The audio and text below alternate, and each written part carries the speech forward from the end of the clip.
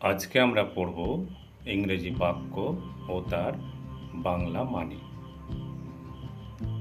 I মানে আমি, মাই মানে আমার, মি মানে আমাকে, মাইন মানে আমার, ইউ মানে আমরা, আস মানে আমাদেরকে, আওয়ার মানে আমাদের, আওয়ার্স মানে আমাদের, ইউ মানে তোমরা, ইয়োর মানে তোমার,